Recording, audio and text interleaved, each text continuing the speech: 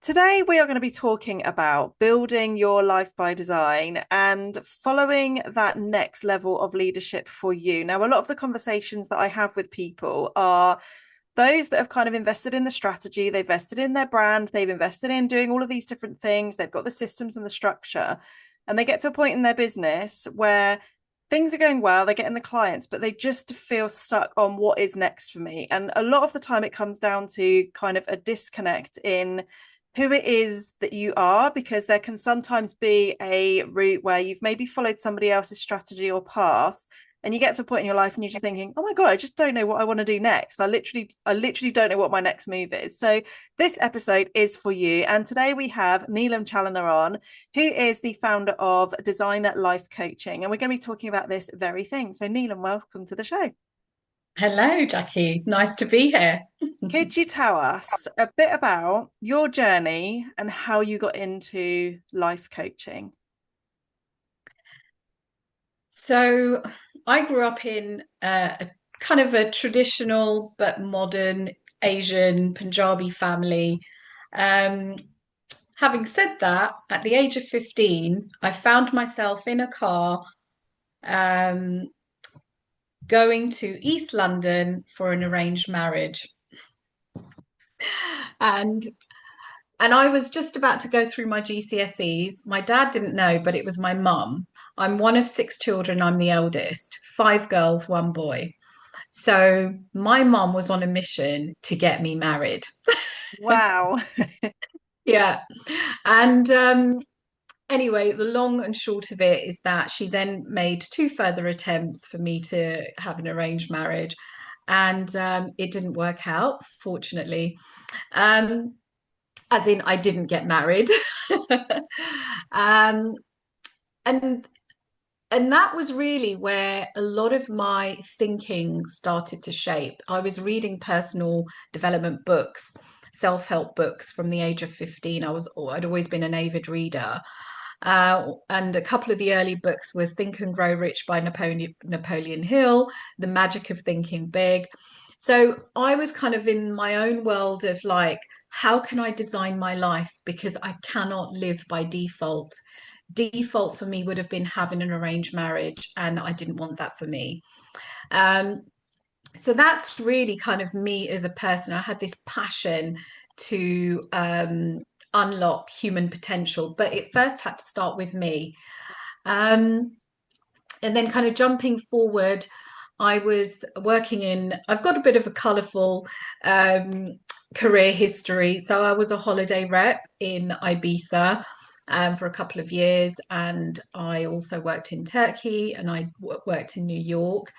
And I was headhunted a couple of times. And one of the things that I was particularly good at, which I didn't realize at the time, was unlocking high performance in teams. So I was managing teams of kind of like 12 to 24.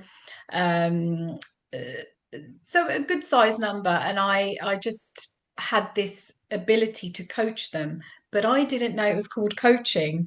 Um, and and yeah, the long and short of it is that I ended up coaching teams, turning them into high performing teams, and my style was very much coaching and unlocking their potential. And then one day, this is back in 2003, I was invited to a conference through my church, and it was called Live the Dream. And the host on the last day described a coach. And I'm not joking, Jackie. He literally described me.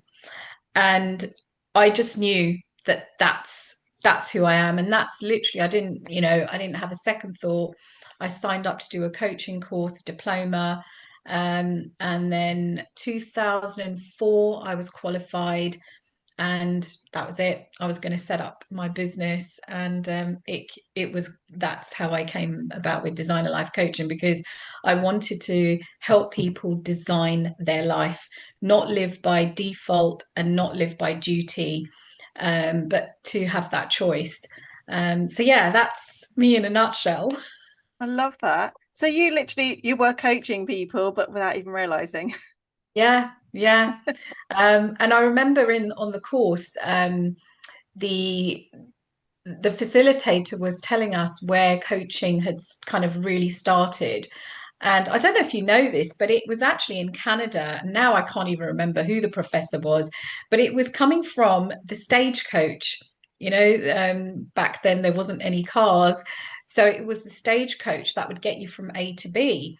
And so that's always the type, that's where I was always wired. I was always thinking about the future. How am I going to get from here to there?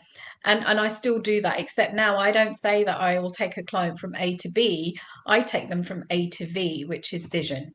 What is your vision? And I will take you there. So yeah, that's kind of a little bit about the history of coaching and how it Love started. that. And You obviously it really was were really. breaking those patterns, weren't you, in what was kind of the norm in your upbringing as well? Yeah, absolutely. And I'm really thankful to my father who actually let me go. I mean, back in the 90s, Jackie, it wasn't the done thing for an Asian girl to go off and work abroad, let alone Ibiza. Literally, I'm just gonna go. I'm just gonna go to Ibiza of all places. Yeah, no, he let me go. And that just happened to be where the company that I was working with, that I was employed with, it was First Choice Holidays. I don't know if you remember them. Yes. Oh my gosh, are they Um, even still around? don't know if they, I don't think they Don't are. know. Um, but yeah, so I went for an interview, took myself off to Gatwick, which is where their offices were near there. Um, and yeah, I got the job. I mean, it was, I think on average, they got around 1,000 to 1,200 applicants back then. Wow, Yeah. that's And I was crazy. shortlisted and then I got the offer. Ibiza happened to be where they offered me. I never chose that necessarily. So yeah. I love that. And I think for anyone listening to this, if you're ever feeling in that point of you have that feeling, don't you, that there's something more available to you, even if you don't necessarily know what that thing is, you get that calling, you get that feeling in your body that's just there. This is not my life, that this isn't the limit. Like I can go further than this. Yeah. How do you help people kind of really develop their leadership skills or step into that next level of themselves to create their life by design essentially? So living by design is really about who are you at the core, at the essence? What is it that you want? So, one of the things that I would do is help people really know themselves and know their values first. It's important that you're true to yourself, you know. Um, but then there's the what we call the unknown. And the unknown is where we tap into. It's that individual doesn't know yet what their potential is.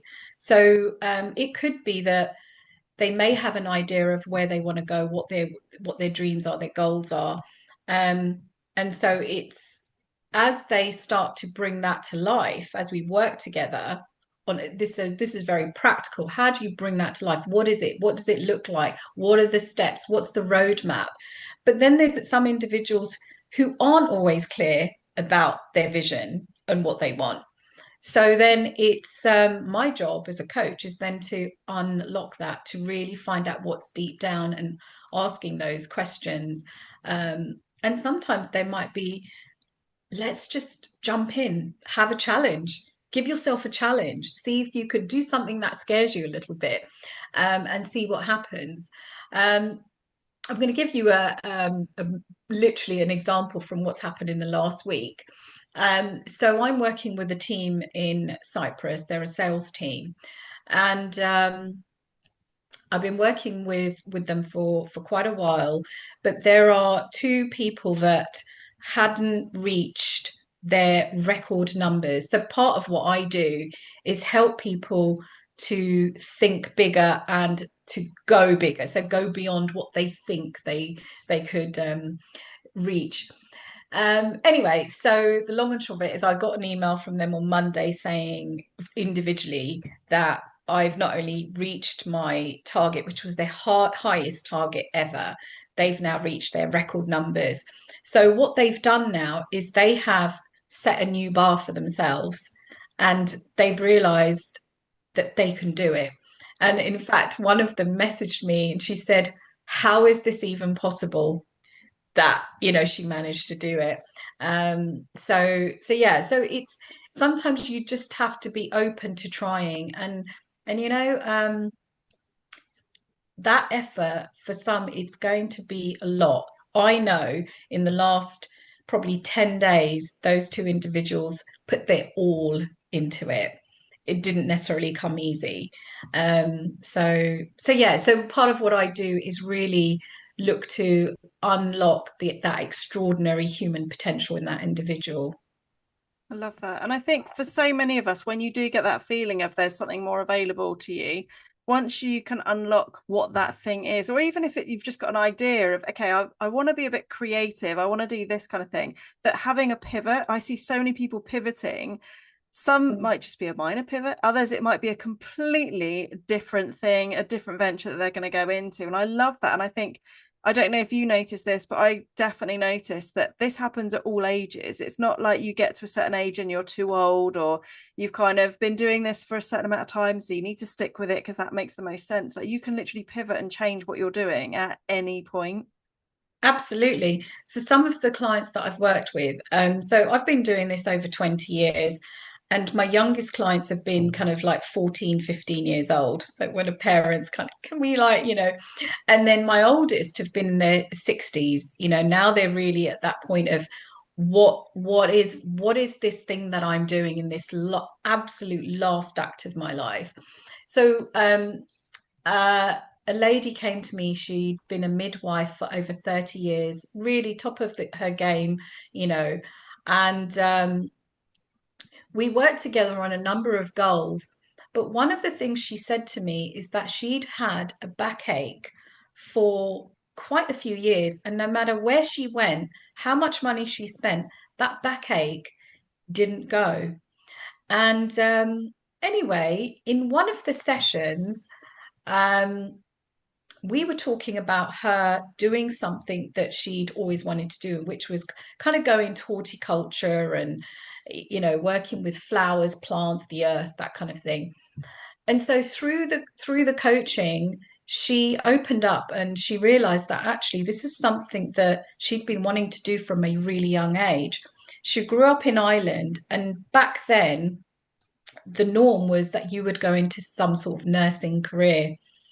And so she, by duty and default, she went into nursing, ended up being a very successful and accomplished midwife. Um, but her heart wasn't always in it. Mm. And so she was incongruent for all those years.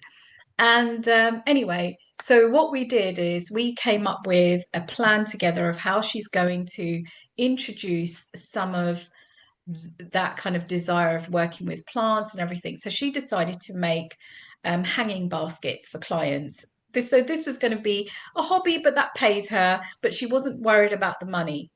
She came to me and she said to me, Neelam, my backache's gone.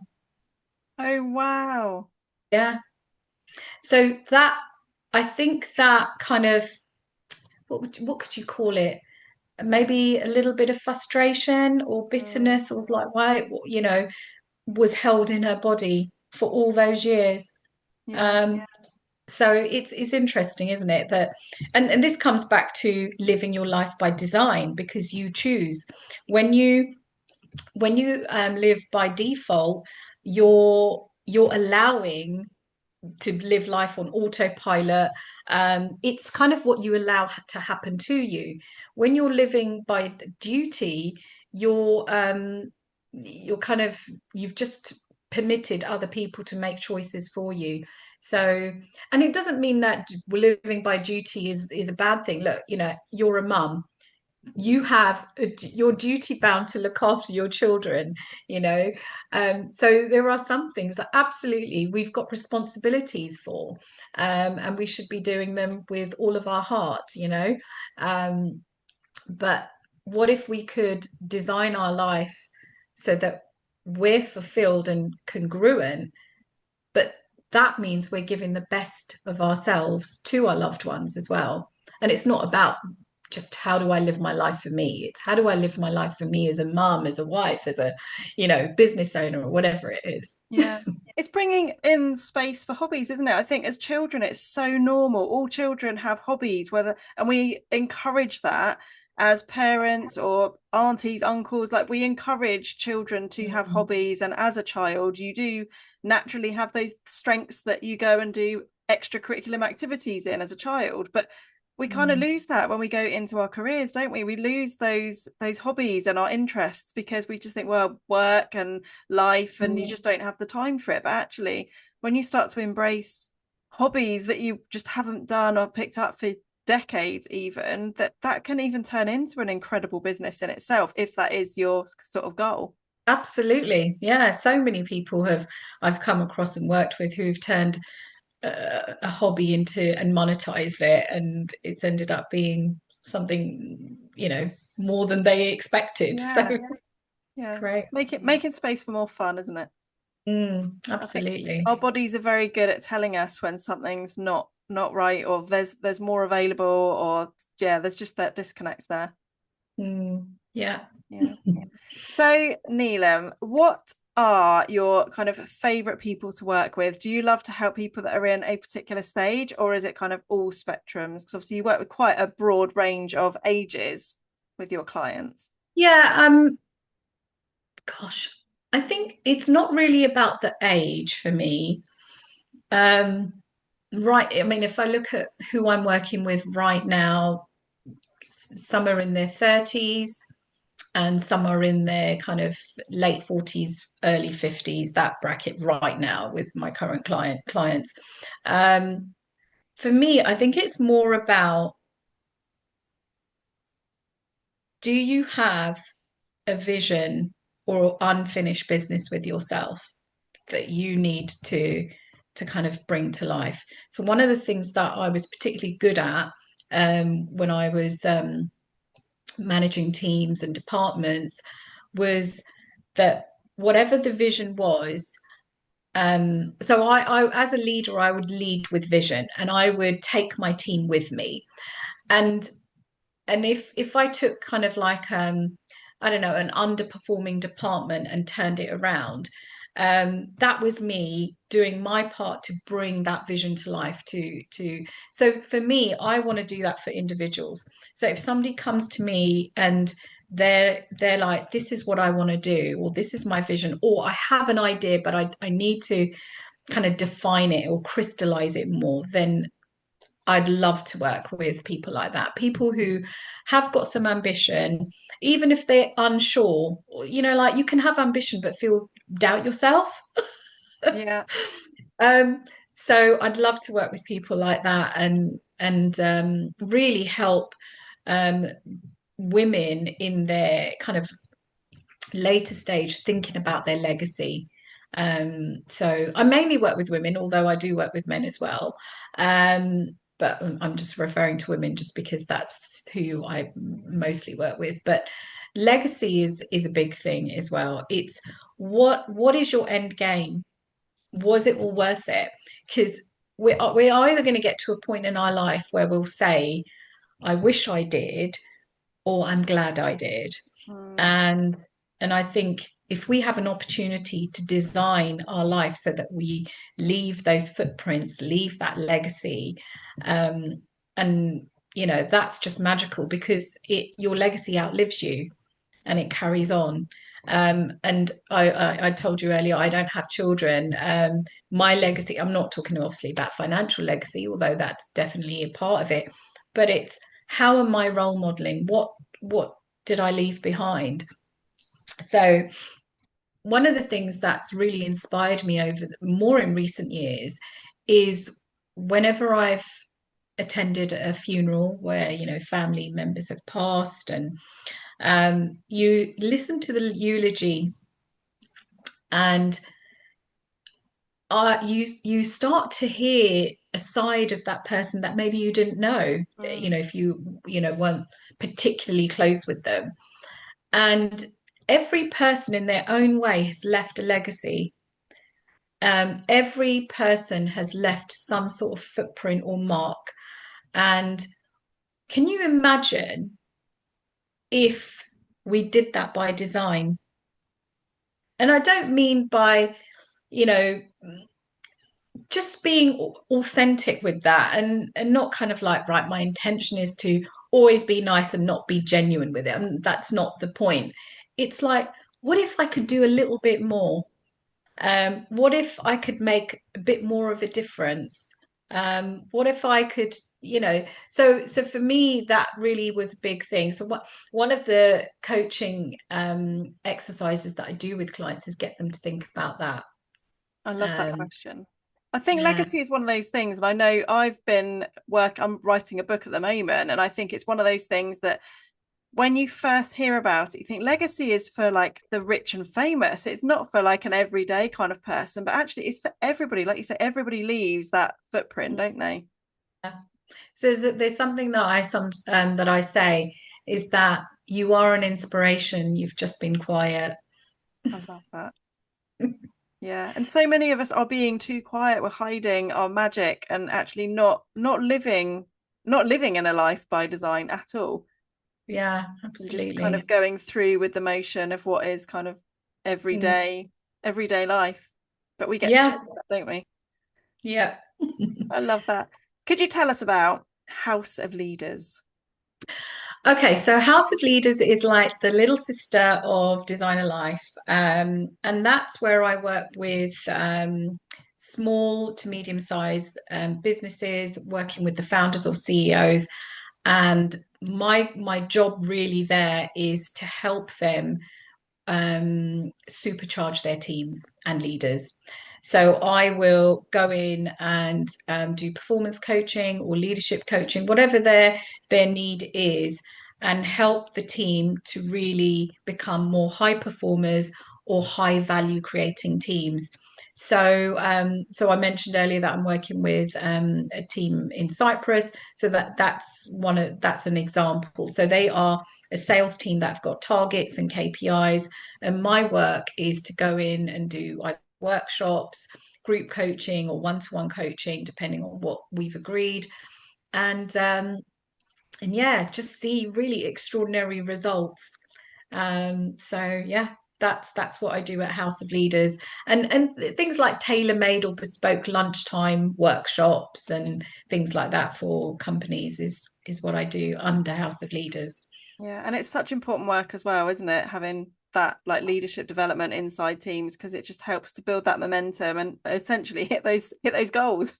Yeah, absolutely. So yeah, I'm just really pleased to see some of the results that are coming in. And that's actually really important when it comes to coaching is we know that there's so many coaches out there. The markets often feels a little bit saturated, and but coaching is I think it's when I looked up, it was the second fastest growing sector when it comes to kind of service based. Um, but there are still so much work out there. There's plenty to go around. Yeah, That's what I believe.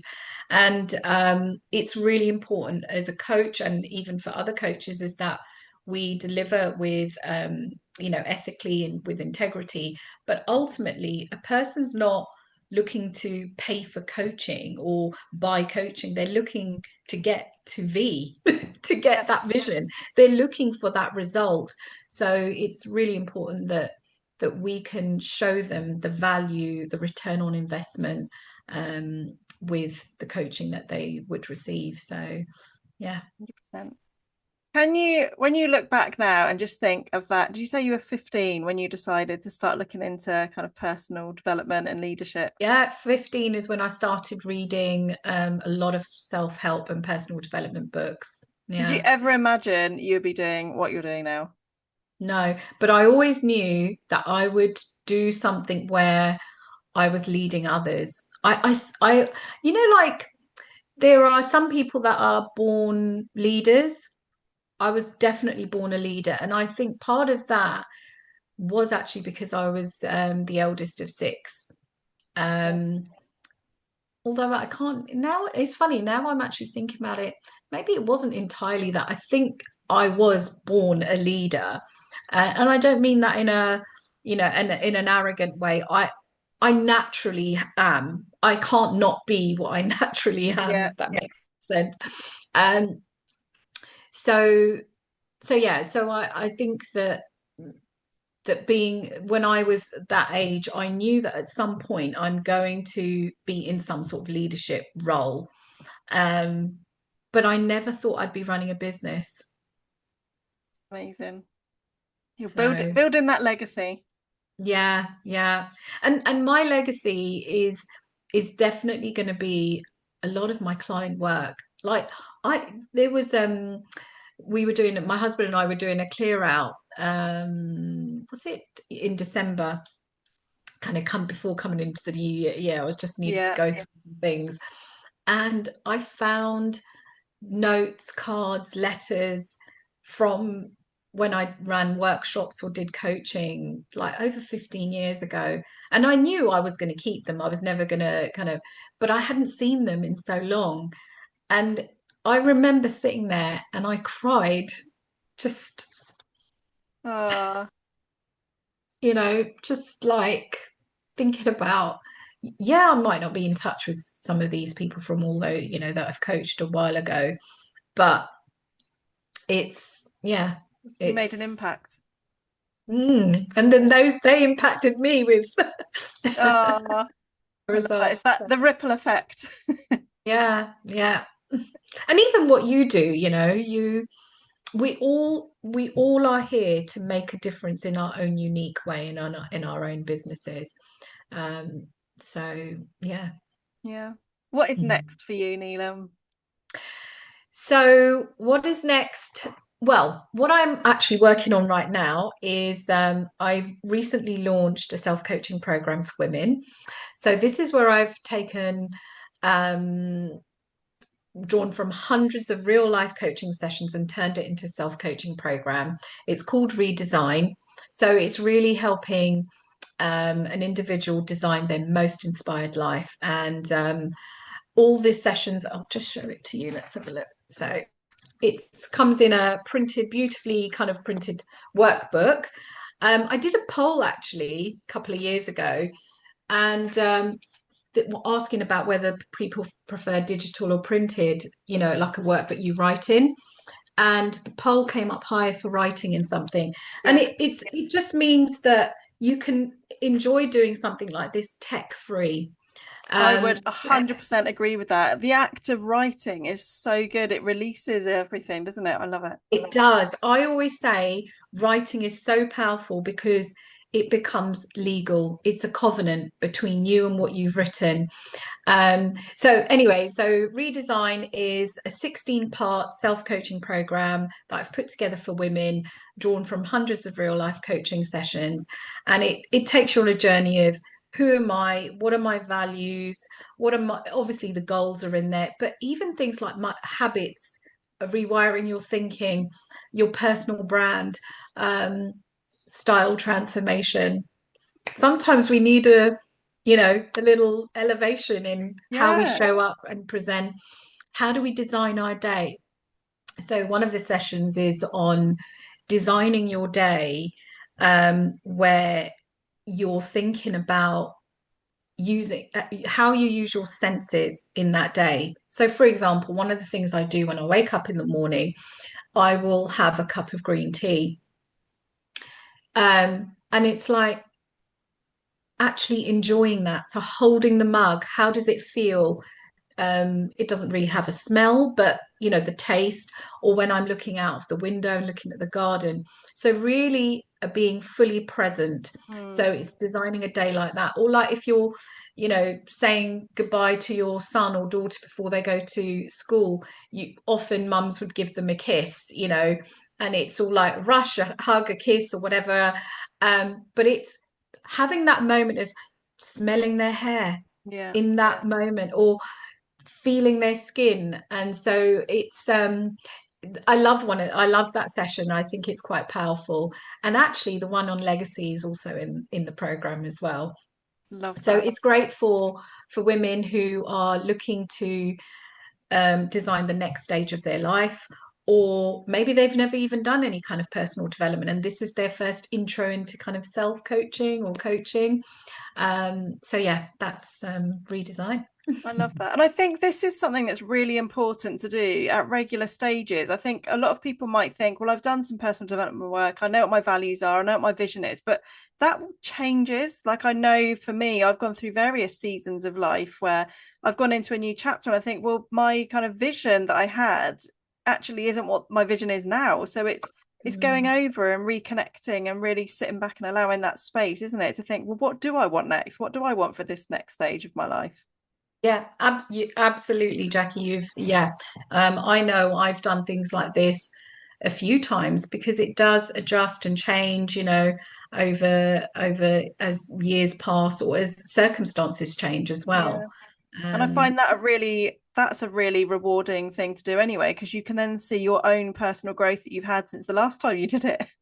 Yeah, yeah, and that was one of the things that somebody said to me is that I would like to be able to look back at it. So when you write in it, you look back at it or use it as a reference as you're working through it. So, for example, when I say to my private clients when we're in sessions, I always say have a designated book or notebook for your sessions because it's easy for you to then look back and see, okay, how far you've come, all the notes that you've taken, um, and also, when I talk about vision or when we're doing what I call visioneering, is I always say, let what you've written speak to you. It's an ongoing dialogue.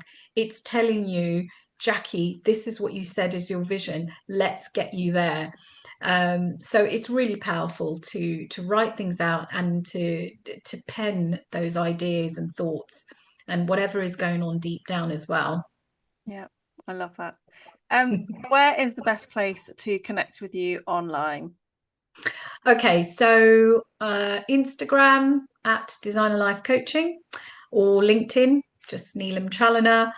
Um, yeah, I do have a presence on Facebook, but I'm not active on there, if that makes sense. Yeah, perfect. I'll put all the links in the show notes below.